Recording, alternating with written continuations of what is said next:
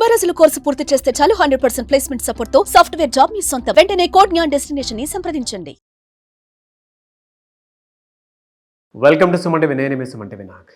According to Vedic astrology కనుక మనం చూసుకుంటే మీనరాశి వారికి కర్మ సిద్ధాంతం ప్రకారం ఏ విధంగా ఉంటుంది అండ్ ప్రస్తుతానికి వారికి సంబంధించినటువంటి వాటిలో ఎలాంటి కర్మను వారు అనుభవిస్తున్నారు, ద సేమ్ టైం ఎస్పెషల్లీ విమెన్కి ఏ విధంగా ఉంటుంది అనేది కూడా ఈరోజు మనతో పాటు వేదిక్ ఆస్ట్రాలజర్ ఉమా గారు ఉన్నారు. అది వారి మాట్లాడి తెలుసుకుందాం. నమస్కారం ఉమా గారు. నమస్తే నాయన. కర్మ సిద్ధాంతం అనేది ఎన్ని రకాలుగా ఉంటుంది అండ్ ఎస్పెషల్లీ మీనరాశి వారికి ఎలా ఉంటుంది? నాగరాజు గారు, ముఖ్యంగా కర్మ అనేటువంటి విషయం మనం మాట్లాడుతున్నామంటే దాంట్లో 3 రకాలుగా విభజించబడిందండి. సంచిత కర్మ అంటారు మొదటిది. అంటే మనం ఏదైతే జన్మల నుంచి మనం చేసినటువంటి పాపం ఉంటుందో, గతంలో మనం చేసినటువంటి పాపం ఉంటుందో, అది గతంలో అంటే పాస్ట్ డేస్ అవ్వచ్చు, లేకపోతే పూర్వ జన్మలు అవ్వచ్చు, కోటి జన్మల నుంచి చేసేటువంటి పాపాలు కానీ, మన వంశపారంపర్యంగా వచ్చేటువంటి పాప దోషాలు కానీ ఏమైనా ఉంటే, శాపాలు కానీ ఏమైనా ఉంటే, అవన్నీ కూడా సంచిత కర్మనే అంటారు. మన వంశపారంపర్యంగా వచ్చేటువంటిది మనం ఎందుకు అనుభవించాలి, నేను చేయని తప్పని చాలామంది అనుకుంటూ ఉంటారు నాగరాజు గారు.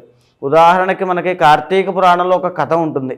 ఏమిటనంటే, ఒక మహారాజు తన కూతుర్ని డబ్బు కోసం వేరే వరుడికి అమ్మినప్పుడు ఆ మహారాజు చనిపోయిన తర్వాత తన 7వ తరమైనటువంటి గొప్ప మహారాజు అతను, ఆ 7వ తరం మహారాజు ఏ పాపము చేయనటువంటి వాడు స్వర్గంలో ఉంటే అతన్ని కూడా తీసుకుని నరకంలో పెడతారు.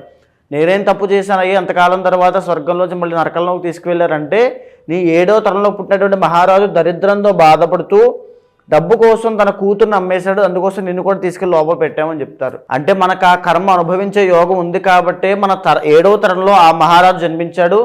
ప్రతిదీ కూడా ఒక ఇంటర్ లింక్ ఉంటుంది నాగరాజు గారు. అదేవిధంగా మనకు ఆ కర్మ అనుభవించే యోగం ఉంది కాబట్టే మనం మన తల్లి కడుపున, మన తండ్రి కడుపున, మన యొక్క ఫ్యామిలీ వాళ్ళకి సంబంధించిన దాంట్లోనే మనం పుడతాం. రుణానుబంధ రూపేణ పశుపతే సుతాలయ అంటారు. తప్పకుండా ఆ కర్మని ఎవరైనా అనుభవించాల్సిందే, మీరైనా నేనైనా ఎవరు అతీతులు కాదు.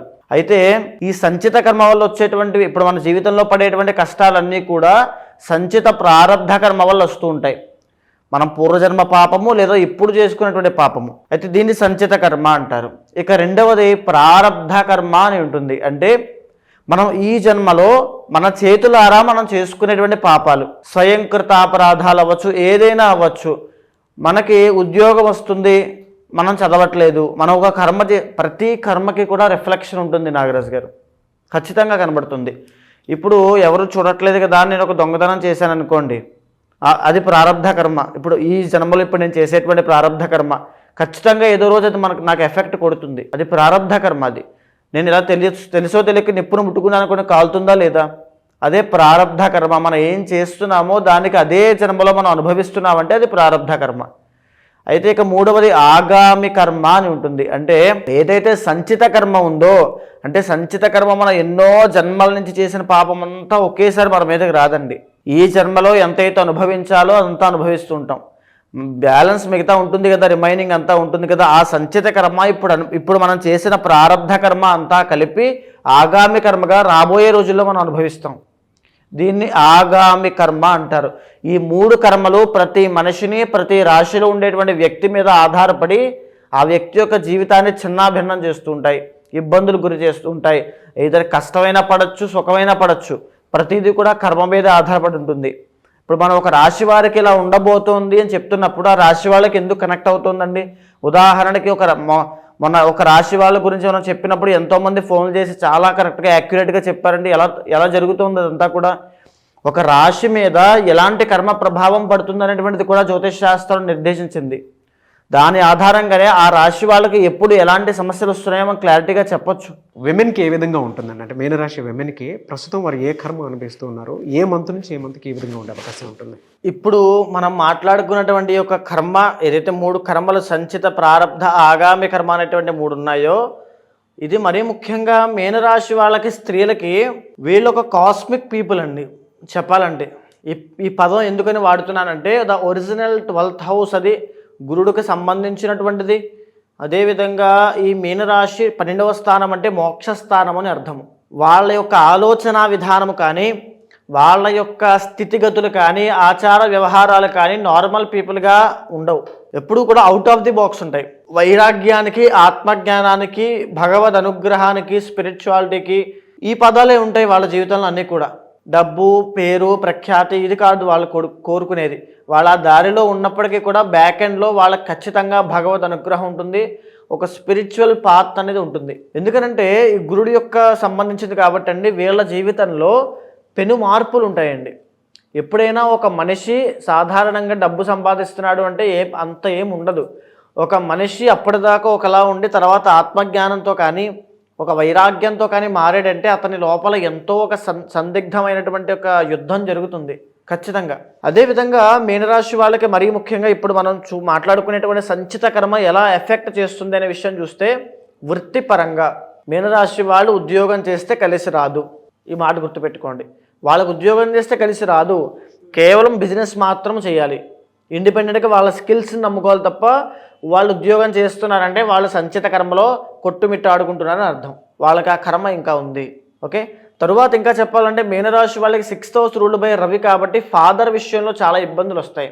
ఫాదర్ అంటే చాలామందికి ఇంటర్నల్ జాతకంలో కనుక మీనరాశి వాళ్ళకి రవి నీచ స్థితిలో ఉంటే కనుక ఫాదర్ చిన్న వయసులోనే చనిపోవడం లాంటివి జరుగుతాయి. వేరే కేర్ఫుల్గా ఉండాలి. అండ్ మదర్తో చాలామంది మనం మాట్లాడుకుంటుంటాం, ఏ ప్రమాణంగా మనం తీసుకున్న మాతృదేవో భవ అనే విషయాన్ని మనం చెబుతూ ఉంటాం. కానీ మీనరాశికి సంబంధించి కొంతమంది స్త్రీలకి తల్లి అనేటువంటిది ఒక శాపంగా మారుతుంది. వీళ్ళు ఎంత ప్యూర్గా ఉన్నప్పటికీ కూడా తల్లి అనేటువంటిది ఒక శాపముగా, లేకపోతే తల్లి దగ్గర నుంచి వచ్చేటువంటి యొక్క నిర్ణయాలు, ఒపీనియన్స్ అన్నీ కూడా వీళ్ళకి వ్యతిరేకంగా పడుతూ ఉంటాయి. మీకు అర్థమైందని చెప్పింది వాళ్ళకి బాగా అర్థమవుతుంది. సో మీ జీవితంలో బాగా చెక్ చేసుకోండి. మీ జీవితంలో మీరు మాతృమూర్తి అంటే తల్లి కనుక నిర్ణయాలన్నీ వ్యతిరేకంగా ఉన్నాయి అని అంటే అది సంచిత కర్మ వల్ల వచ్చేటువంటి ప్రభావము. దానివల్ల మీరు చాలా ఎఫెక్ట్ అవుతుంటారు. సో అప్పుడు మీరు చేయాల్సిన పని ఏంటంటే తెగించి ఒక అడుగు ముందుకు వేయాలి ఖచ్చితంగా. ఎందుకంటే అది మీ యొక్క శాపము, సంచిత కర్మ. ఆ కర్మ వల్ల ఇరుక్కుని అక్కడే ఉండిపోయేటువంటి కర్మ వల్ల అది వస్తుంది. అదేవిధంగా ఇంకా చూసుకుంటే మీనరాశి వాళ్ళకి 4th and 7th లార్డ్ ఈ యొక్క బుధుడు అవుతాడు కాబట్టి వైవాహిక జీవితము. మోస్ట్ ఆఫ్ ది మీనరాశి స్త్రీలకి 2 పెళ్లిళ్ళు చేసుకునేటువంటి యోగం ఉంటుంది. దాన్ని ద్వికళత్ర యోగము అంటారు. అంటే జంటలకు కుంభ వివాహం అవి చేస్తుంటారు రెమెడీస్ కోసము. అది మోస్ట్ ఆఫ్ ది పీపుల్లో ఈ మీనరాశి స్త్రీలకు ఎక్కువగా ఉంటుంది. మీరు బాగా జాగ్రత్తగా ఉండాల్సిన అంశం అమ్మ. ఎందుకంటే ఈ 7thలో బుధుడు ఉచ్చస్థితి పడతాడు, శుక్రుడు నీచస్థితి పడతాడండి వీళ్ళకి.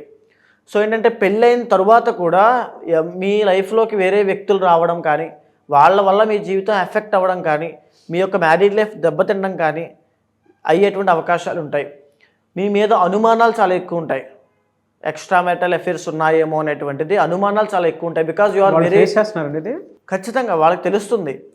సో ఇప్పటిదాకా మనం చెప్పిన వీడియోస్ అన్నింటిలోనూ ఈ యొక్క మొన్న చేసిన మనం రేవతికి సంబంధించిన వీడియోస్లో కూడా తల్లి గురించి చెప్పినటువంటి విషయాల్లో కూడా వాళ్ళు చాలా కనెక్ట్ అయ్యారు. కమెంట్స్ తెలుస్తుంది చూస్తే కనుక.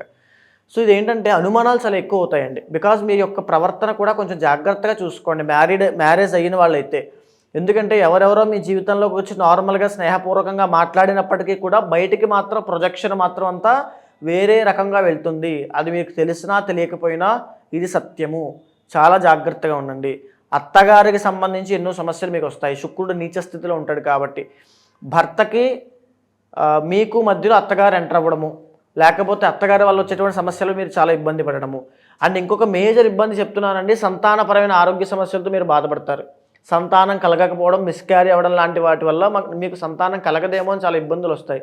ఒక రకమైన టెన్షన్. మీ జాతకంలో 5th హౌస్ బాగుంటే అది పర్వాలా, లేదనుకుంటే ఖచ్చితంగా సంతానం విషయంలో ఎన్నో ఇబ్బందులు వస్తాయి. ఇంకో మేజర్ ఇష్యూ ఏంటంటే పెళ్లి చేసుకున్న తర్వాత విడిపోయి మళ్ళీ సెకండ్ మ్యారేజ్ చేసుకుంటారు. దాన్ని ద్వికళత్ర యోగం అంటారండి. అంటే మ్యూచువల్ అండర్స్టాండింగ్తో పెళ్ళి అయ్యాక విడిపోయి మళ్ళీ సెకండ్ మ్యారేజ్ చేసుకుని అప్పుడు జీవితంలో హ్యాపీగా ఉండేటువంటి యోగం వీళ్ళకి ఉంటుంది. మోస్ట్ ఆఫ్ ది పీపుల్ ఖచ్చితంగా. ఇంకొక విషయము నేను మళ్ళా చెప్తున్నానమ్మా, మీది మీనరాశి ఉండి మీకు పెళ్ళి అయిపోయినా పెళ్ళి కాకపోయినా అన్ని విషయాల్లోనూ అన్ని ఆస్పెక్ట్స్లోనూ జాగ్రత్తగా ఉండాలి. ఎస్పెషల్లీ అబ్బాయిల విషయంలో జాగ్రత్తగా ఉండాలి. మీరు మోసపోతారు, అది మంచిది కాదు. సో ఇంకా నేను డీప్గా చెప్పాలంటే ఇంటర్నల్ జాతకం చూసిన తర్వాత నేను ఇంకా వివరంగా చెప్తాను. కానీ అంత విషయం మీరు చెప్పిన తర్వాత మీరు బాధపడతారు. అది మీరు వినొద్దు, నేను అనొద్దు. ఆ విషయంలో జాగ్రత్తగా ఉండండి. ఎక్స్ట్రా మ్యారిటల్ అఫైర్స్ విషయంలో వెరీ కేర్ఫుల్గా ఉండండి. లేకపోతే మీ మీద అనుకోని అపనిందల వల్ల మీరు వాళ్ళు ఏంటంటే వాళ్ళు ఇప్పుడు అనుభవిస్తున్నారండి. అది ఖచ్చితంగా అండి. అందుకే నేను చెప్తాను, ఎన్నో జాతకాలు స్టడీ చేశాను కదా. వెరీ ఎమోషనల్ పీపుల్ అండి, చాలా ఎమోషనల్ పీపుల్ వాళ్ళు ఇప్పుడు విన్న తర్వాత కూడా చాలామంది బాధపడతారు. అందుకనే కొన్ని ఆపేశాను. సో ఏంటంటే వాళ్ళ జీవితంలో జరిగేటువంటి పరిణామాల వల్ల చాలామంది సూసైడ్ అటెంప్ట్స్ కూడా చేస్తారు. ఓకే, వీళ్ళకి ఎలా అండి, అంటే ఏ మంత్ నుంచి అంతవరకు ఎలా ఉంటుంది? 2025 అంతా టార్గెటింగేనండి. 2025 అంతా టార్గెటింగే, ఛాలెంజెస్. వీళ్ళకి ప్రతి విషయంలోనూ ఇబ్బందులే. మరీ ముఖ్యంగా ఇప్పుడు జరిగే ఈ మంత్ అయినా, రాబోయే మంత్ అయినా, మార్చి 30 దగ్గరలో 28, 29, 30 ఈ 3 తారీఖుల్లో షష్టగ్రహ కూటమి వల్ల మీనరాశి వారికి ఆరోగ్య సమస్యలు రాబోతున్నాయి. వెరీ కేర్ఫుల్గా ఉండాల్సింది ఓవర్ ద 12 సైన్స్ అండి. మీనరాశి మేజర్గా ఖచ్చితంగా జాగ్రత్తగా ఉండాలి. అండ్ దీని తర్వాత వీళ్ళకి దేనివల్ల ఇబ్బందులు వస్తాయి ఎక్కువ అంటే ఆరోగ్యం అండి. మార్చి 30 తర్వాత కూడా ఆరోగ్య సమస్యలే కంప్లీట్గా. ఆడవాళ్ళకి విపరీతమైన ఆరోగ్య సమస్యలు పడబోతున్నారు. బికాస్ షష్టగ్రహ కూటమి ఈ యొక్క మీనరాశిలోనే పట్టబోతోంది. 6 గ్రహాల కలయిక. ఏదైనా మేజర్ బిగ్ ప్రాజెక్ట్స్ ఏమైనా ఉంటే, డబ్బు ట్రాన్సాక్షన్స్ ఏమైనా ఉంటే, శుభకార్యాలు ఏమైనా ఉంటే, ఏదైనా లావాదేవీలు, ఆర్థిక లావాదేవీలు ఏమైనా ఉంటే, లేదా ఏదైనా ఒక పనిని కనుక మీరు మార్చిలో సంకల్పం చేసుకుంటే దాన్ని పోస్ట్ పోన్ చేసుకోండి. అది నెగిటివ్ సైన్కి తీసుకెళ్ళిపోతుంది, అది మంచిది కాదు. మార్చ్ తర్వాత ఎలా ఉంటుందండి టిల్ డిసెంబర్? మార్చ్ తర్వాత వచ్చేసరికి మీకు మేజర్గా మార్చి 30 నుంచి మే 15వ తారీఖు దాకా పర్వాలేదు.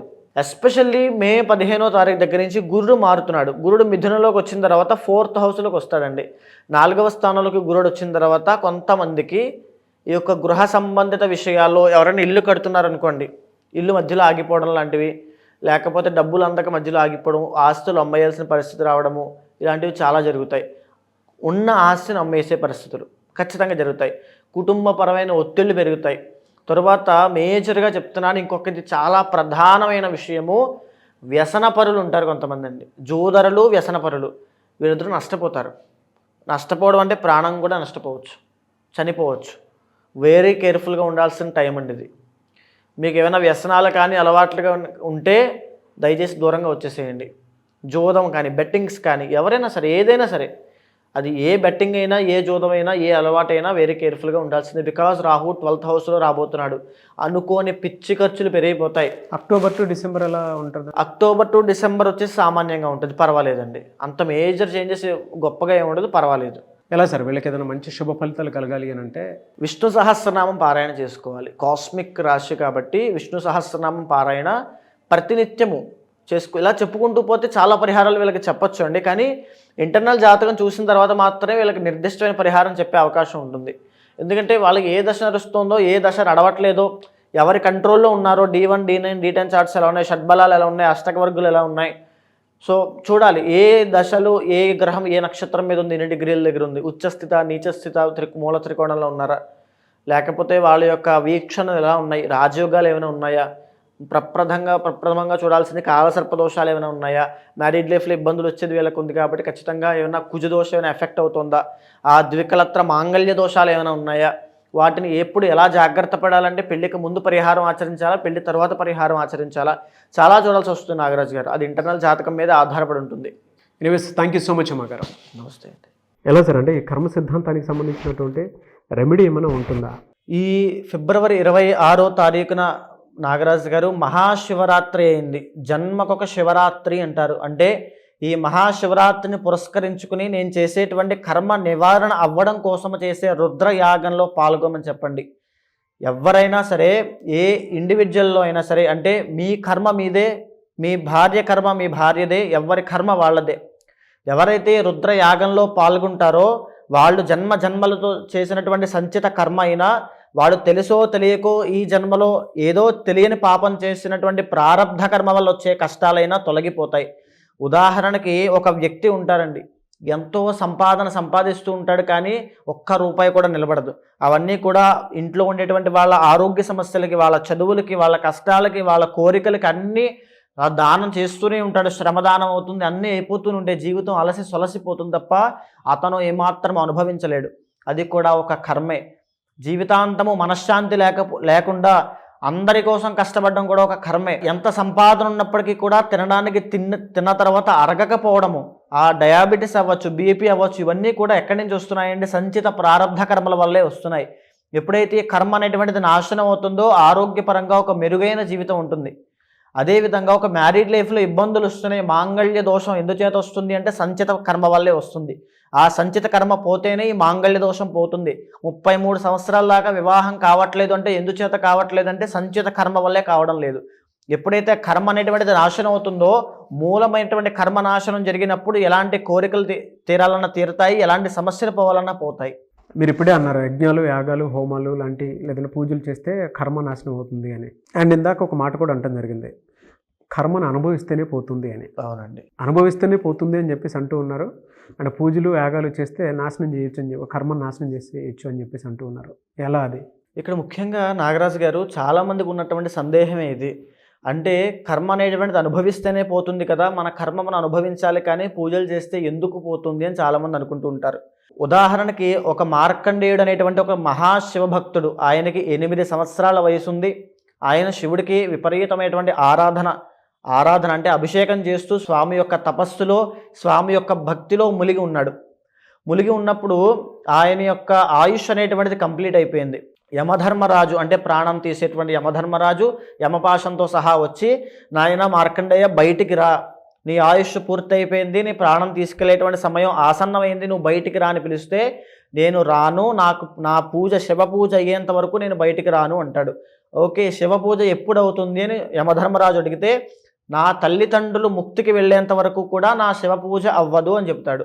అయితే ఇలాంటి ఆటలన్నీ సాగవు, నీ ఆయుష్ కంప్లీట్ అయిపోయింది, నువ్వు శివుడి దగ్గర ఉంటే ఏంటి, ఎవరి దగ్గర ఉంటే ఏంటి అని చెప్పి ఆ యమపాశాన్ని విసురుతాడు.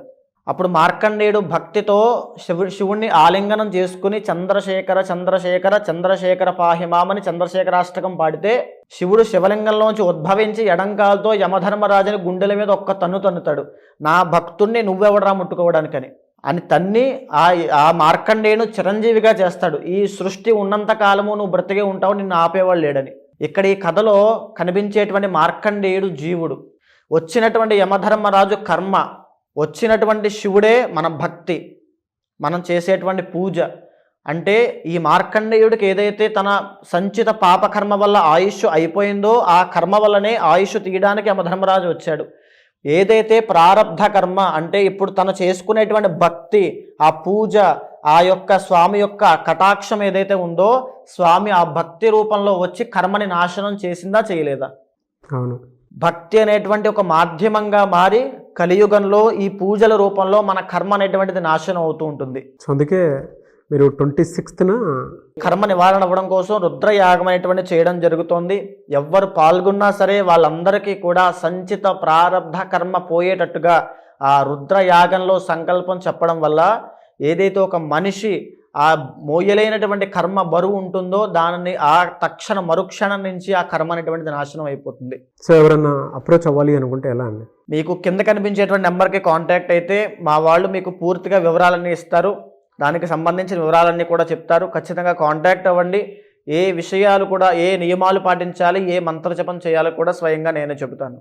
ఎనివే సార్, థ్యాంక్ యూ అండి, థ్యాంక్ యూ సో మచ్ అమ్మ గారు. నమస్తే. చూసారు కదండి వీడియో. ఈ వీడియోపై మీ అభిప్రాయాన్ని కమెంట్ బాక్స్లో పోస్ట్ చేయండి. అండ్ ముఖ్యంగా మీరు కనుక 26న అది కూడా మహాశివరాత్రి రోజు జరిగేటువంటి రుద్రయాగంలో పాల్గొనాలి అనుకుంటే స్క్రీన్ మీద మీకు కాంటాక్ట్ నెంబర్ కనిపిస్తుంది ఉమా గారిది. దానికి మీరు కాల్ ఆర్ మెసేజ్ వాట్సాప్ చేసి ఆ ప్రాసెస్ ఏంటో తెలుసుకోవాలి అనుకుంటే కూడా తెలుసుకోవచ్చు. లేదా మీరు డైరెక్ట్గా రుద్రయాగంలోకి పాల్గొనాలి అనుకున్నా కూడా డీటెయిల్స్ కోసం స్క్రీన్ మీద కనిపిస్తున్న నెంబర్ సంప్రదించండి. అండ్ ఈ వీడియో లైక్ చేయండి, షేర్ మాత్రం తప్పకుండా చేయండి. ఇలాంటి మరిన్ని వీడియోస్ కోసం మా ఛానల్ ఫాలో అవ్వండి. Thank you. సుమన్ టీవీలో మీ పర్సనల్ అండ్ బిజినెస్ ప్రమోషన్స్ కోసం కింది నెంబర్కి కాంటాక్ట్ చేయండి.